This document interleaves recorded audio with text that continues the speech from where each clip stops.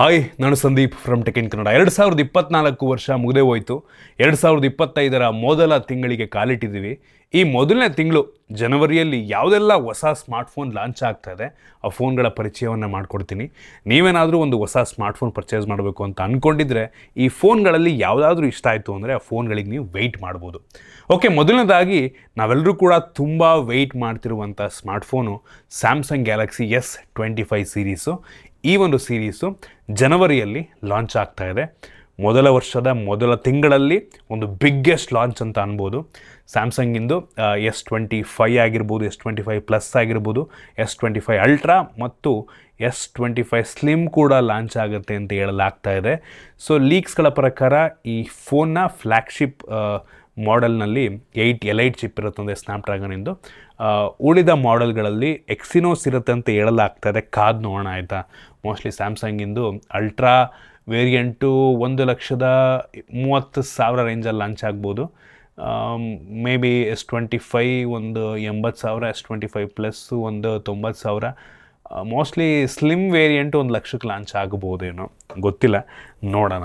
ಇದನ್ನು ಬಿಟ್ಟರೆ ಮೋಟೋ ಕಡೆಯಿಂದ ಒಂದು ಎಂಟ್ರಿ ಲೆವೆಲ್ ಸ್ಮಾರ್ಟ್ಫೋನ್ ಲಾಂಚ್ ಆಗ್ತಾ ಇದೆ, ಮೋಟೋ G05 ಅಂತ. ಈ ಫೋನಲ್ಲಿ ಇಲಿಯೋ G81 ಎಕ್ಸ್ಟ್ರೀಮ್ ಅಂತ ಒಂದು ಹೊಸ ಪ್ರೊಸೆಸರ್ನ ಜೊತೆಗೆ ಈ ಫೋನ್ ಲಾಂಚ್ ಆಗುತ್ತೆ. 6.67 ಇಂಚಿಂದು. ಮೋಸ್ಟ್ಲಿ HD ಪ್ಲಸ್ ಡಿಸ್ಪ್ಲೇ ಕೊಡ್ತಾರಾ ಅಥವಾ ಫುಲ್ HD ಕೊಡ್ತಾರಾ ಕಾದು ನೋಡಬೇಕಾಗಿದೆ. ಒಟ್ಟಿಗೆ ತುಂಬ ಬ್ರೈಟ್ ಆಗಿರುವಂಥ ಡಿಸ್ಪ್ಲೇ ಇದಾಗಿರುತ್ತಂತೆ. 90 ಹರ್ಟ್ಸ್ನ ರಿಫ್ರೆಶ್ ರೇಟ್ ಇರುತ್ತಂತೆ. ಗೊರಿಲ್ಲಾ ಗ್ಲಾಸ್ 3 ಪ್ರೊಡಕ್ಷನ್ ಜೊತೆಗೆ ಬರುತ್ತೆ. ವೀಗನ್ ಲೆದರ್ ಬ್ಯಾಕ್ ಎಲ್ಲ ಕೊಡ್ತಾರೆ. ಕಾದು ನೋಡೋಣ ಎಷ್ಟಕ್ಕೆ ಲಾಂಚ್ ಆಗುತ್ತೆ ಅಂತ. ನನ್ನ ಪ್ರಕಾರ ಇದು ಅಂಡರ್ 10K ಆಗಬಹುದು. 10,000 ಒಳಗೆ ಲಾಂಚ್ ಆಗುತ್ತೆ.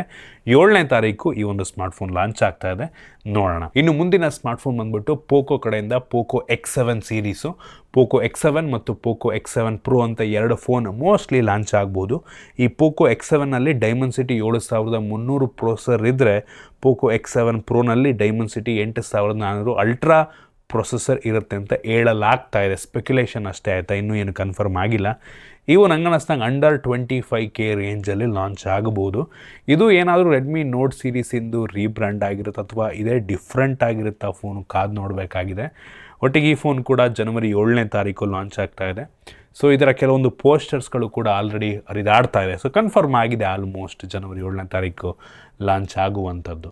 ಇನ್ನೊಂದು ಬಿಗ್ಗೆಸ್ಟ್ ಲಾಂಚ್ ಅಂತ ಅಂದರೆ ಈ ಜನವರಿ ತಿಂಗಳಲ್ಲಿ OnePlus 13 ಸೀರೀಸ್ 5ನಲ್ಲಿ ಬರ್ತಾ ಇದೆ ಆಯಿತಾ. ತುಂಬ ದಿನಗಳ ನಂತರ OnePlus ಕಡೆಯಿಂದ ಒಂದು ಫ್ಲ್ಯಾಗ್ಶಿಪ್ ಫೋನಿಂದ ಲಾಂಚು. ಸೊ ಈ ಟೈಮು OnePlus 13 ಮತ್ತು OnePlus 13R 2 ಫೋನ್ಗಳು ಲಾಂಚ್ ಆಗ್ತಾ ಇದೆ. ಸೊ ಈ OnePlus 13ನಲ್ಲಿ ಆಬ್ವಿಯಸ್ಲಿ ಸ್ನ್ಯಾಪ್ಡ್ರ್ಯಾಗನ್ 8 Elite ಚಿಪ್ ಇರುತ್ತೆ. ಆಕ್ಷನ್ OS 15 ಜೊತೆಗೆ ಬರುತ್ತೆ. 120 hertz refresh rate, LTPO display. So ಈ ರೀತಿ ಎಲ್ಲ ಫ್ಲ್ಯಾಗ್ಶಿಪ್ ಲೆವೆಲ್ನ ಫೀಚರ್ನ ಜೊತೆಗೆ ಬರುತ್ತೆ. ಮೋಸ್ಟ್ಲಿ ಈ ಒಂದು ಸ್ಮಾರ್ಟ್ಫೋನ್ ಒಂದು 60,000 ರೇಂಜಲ್ಲಿ ಲಾಂಚ್ ಆಗ್ಬೋದು ಅಂತ ನಾನು ಗೆಸ್ ಮಾಡ್ತಾಯಿದ್ದೀನಿ ಆಯಿತಾ, ಗೊತ್ತಿಲ್ಲ. ಇದರ ಜೊತೆಗೆ OnePlus 13R ಕೂಡ ಲಾಂಚ್ ಆಗ್ತದೆ. ಇದರಲ್ಲಿ ನಮಗೆ ಸ್ನ್ಯಾಪ್ಡ್ರ್ಯಾಗನ್ 8 Gen 3 ಪ್ರೊಸೆಸರ್ ಇರುತ್ತಂತೆ. ಸೊ ಇದರಲ್ಲಿ 1.5K LTPO 120 ಹರ್ಟ್ಸ್ ರಿಫ್ರೆಶ್ ರೇಟಿಂದು ಡಿಸ್ಪ್ಲೇ ಇರುತ್ತಂತೆ. ಸೊ 6000 mAh ಕೆಪಾಸಿಟಿ ಬ್ಯಾಟ್ರಿ ಅಂತೆಲ್ಲ ಹೇಳಲಾಗ್ತಾ ಇದೆ, ನೋಡೋಣ.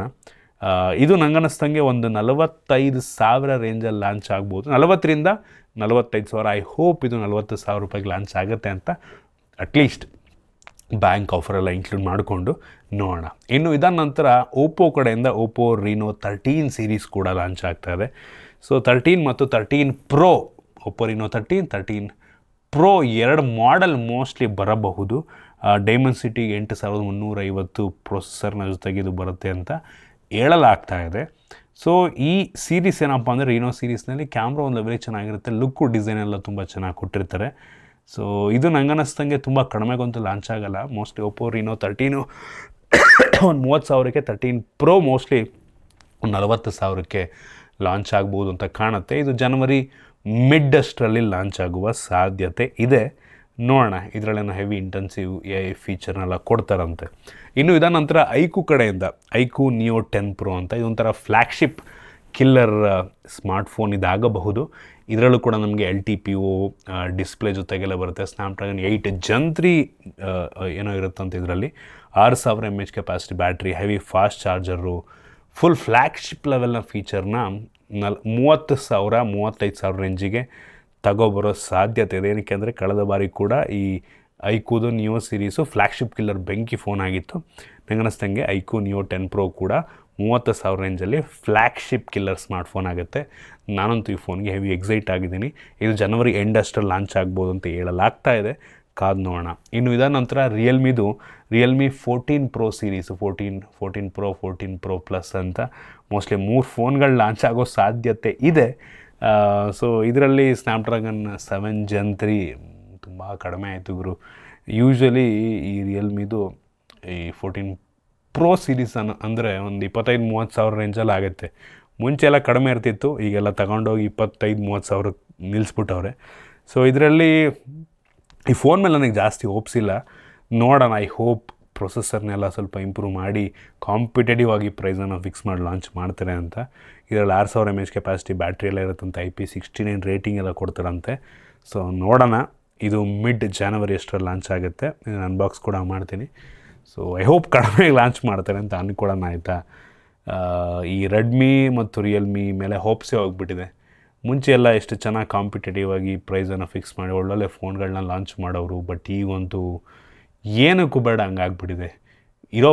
ಉಳಿಸ್ಕೊಂಡಿರೋ ಬ್ರ್ಯಾಂಡ್ ವ್ಯಾಲ್ಯೂಗೆ 2 ಬ್ರ್ಯಾಂಡ್ಗಳು ಓಡ್ತಾ ಇದ್ದಾವೆ ಅಂತ ಕಾಣುತ್ತೆ. ಹೆಸ್ರನ್ನ ಕೇಳಿ ಆ ಬ್ರ್ಯಾಂಡ್ಗಳು ಓಡ್ತಾ ಇದ್ದಾವೆ ಅಂತ ಕಾಣುತ್ತೆ. ಏನು ಎಫರ್ಟ್ ಆಗ್ತಿಲ್ಲ ಬ್ರ್ಯಾಂಡ್ ಒಟ್ಟಿಗೆ. ಇನ್ನು ಇದಾದ ನಂತರ ಗ್ಲೋಬಲ್ ಲಾಂಚು ಏಸೂಸ್ ಕಡೆಯಿಂದ ಏಸೂಸ್ ROG Phone 9 Pro. ಇದು ಗ್ಲೋಬಲ್ಲಾಗಿ ಲಾಂಚ್ ಆಗಬಹುದು. ನಮ್ಮ ದೇಶದಲ್ಲಿ ಸ್ವಲ್ಪ ನಿಧಾನಕ್ಕೆ ಆದರೂ ಆಗಬಹುದು. ಜನವರಿ ಇಂಡಸ್ಟ್ರಿಯಲ್ಲಿ ಇದು ಬರುತ್ತೆ ಅಂತ ಕಾಣುತ್ತೆ. ಒಂದು 95,000 1 ಲಕ್ಷ ರೇಂಜಲ್ಲಿ ಇದು ಲಾಂಚ್ ಆಗುತ್ತೆ ಅಂತ ಕಾಣುತ್ತೆ. ಒಂದು 6000 mAh ಕೆಪಾಸಿಟಿ ಬ್ಯಾಟ್ರಿ ಇರ್ಬೋದು ಅನ್ಸುತ್ತೆ ಇದರಲ್ಲಿ, ನೋಡೋಣ. ಇದು ನಂಗೆ ಅನ್ನಿಸ್ದಂಗೆ ಗೇಮರ್ಸ್ಗಳಿಗೆ ಅಂತಲೇ ಮಾಡಲಾಗಿರುವಂಥ ಫೋನ್ ಆಗಿರುತ್ತೆ. ಆಬ್ವಿಯಸ್ಲಿ ಸ್ನ್ಯಾಪ್ಡ್ರ್ಯಾಗನ್ 8 Elite ಚಿಪ್ಪು, ಹಿಂದ್ಗಡೆ 6GB ಎಲ್ಲ ಇರುತ್ತೆ. ಗೊರಿಲ್ಲಾ ವಿಕ್ಟರ್ಸ್ 2 ಎಲ್ಲ ಫುಲ್ ಸಖತ್ ಹಾಕಿರ್ತಾರೆ. ಸ್ವಲ್ಪ ಫೋನ್ ಹೆವಿ ಕೂಡ ಇರುತ್ತೆ. ಆಬ್ವಿಯಸ್ಲಿ ಇಂಟರ್ನಲ್ ಫ್ಯಾನ್ನ ಜೊತೆಗೆ ಬರಬಹುದಾ ಅನಿಸುತ್ತೆ, ನೋಡೋಣ, ಆಯಿತಾ. ಮತ್ತು ಕ್ಯಾಮ್ರಾ ಎಲ್ಲ ಡೀಸೆಂಟ್ ಕ್ಯಾಮ್ರಾ, ಏನೋ ಫುಲ್ ಫ್ಲ್ಯಾಗ್ಶಿಪ್ ಲೆವೆಲ್ ಕ್ಯಾಮ್ರಾ ಇದಕ್ಕೆ ಹಾಕಲ್ಲ. ಮೇಯ್ನ್ಲಿ ಪರ್ಫಾರ್ಮೆನ್ಸ್ ಓರಿಯೆಂಟೆಡ್ ಕೆಲಸಗಳಿಗೆ, ಗೇಮರ್ಸ್ಗಳಿಗೆ ಅಂತ ಮಾಡಲಾಗಿರುವಂಥ ಫೋನ್ ಇದಾಗಿರುತ್ತೆ. ಸೊ ನೋಡೋಣ, ಲಾಂಚ್ ಆಗುತ್ತಾ ನಮ್ಮ ದೇಶದಲ್ಲಿ, ಗ್ಲೋಬಲಲ್ಲಿ ಎಷ್ಟಕ್ಕೆ ಲಾಂಚ್ ಆಗುತ್ತೆ ಅಂತ. ಸೊ ಇಷ್ಟು ಕೆಲವೊಂದು ಸ್ಮಾರ್ಟ್ಫೋನ್ಗಳಿಂದ ಬೇಜಾನ್ ಫೋನ್ಗಳು ಲಾಂಚ್ ಆಗುತ್ತೆ. ಬಟ್ ನನಗೆ ಇಂಟ್ರೆಸ್ಟಿಂಗ್ ಅನ್ನಿಸ್ತಂಥ ಕೆಲವೊಂದು ಸ್ಮಾರ್ಟ್ಫೋನ್ಗಳಲ್ಲಿ ಇಷ್ಟು ನಾನು ನಿಮ್ಮ ಹತ್ರ ಶೇರ್ ಮಾಡಿದ್ದೀನಿ. ನಾನಂತೂ ಹೆವಿ ಎಕ್ಸೈಟ್ ಆಗಿರೋದು ಸ್ಯಾಮ್ಸಂಗ್ ಗ್ಯಾಲಕ್ಸಿ S25 ಸೀರೀಸಿಗೆ ಮತ್ತು OnePlus 13 ಸೀರೀಸು, ಈವನ್ ಮೋಟೋ ಕೂಡ ಇದೆ. ಆಮೇಲೆ ಐಕು ನಿಯೋ ಸೀರೀಸಿಗೆ ಇದಂತೂ ಹೆವಿ ಐಪ್ ಇರುವಂಥ ಮಂತ್ ಅಂತಲೇ ಅನ್ಬೋದು. ನೋಡೋಣ. ಐ ಹೋಪ್ ನಿಮಗೆ ಈ ವಿಡಿಯೋ ಇಷ್ಟ ಆಗಿದೆ ಅಂತ ಅನ್ಕೋತೀನಿ. ಇಷ್ಟ ಆಗಿದ್ದರೆ ಲೈಕ್ ಮಾಡಿ, ಶೇರ್ ಮಾಡಿ. ಇದೇ ರೀತಿ ನಮ್ಮ ಬೇರೆ ವಿಡಿಯೋಗಳಿಗೆ ನಮ್ಮ tech in Kannada YouTube channel subscribe ಮಾಡ್ಕೊಂಡಿಲ್ಲ ಅಂದರೆ ಈಗಲೇ ಸಬ್ಸ್ಕ್ರೈಬ್ ಮಾಡ್ಕೊಳ್ಳಿ ಮತ್ತು ಬೆಲ್ ಐಕಾನ್ ಕೂಡ ಕ್ಲಿಕ್ ಮಾಡ್ಬೋದು. ಸಿಗೋಣ ಮುಂದಿನ ವಿಡಿಯೋದಲ್ಲಿ.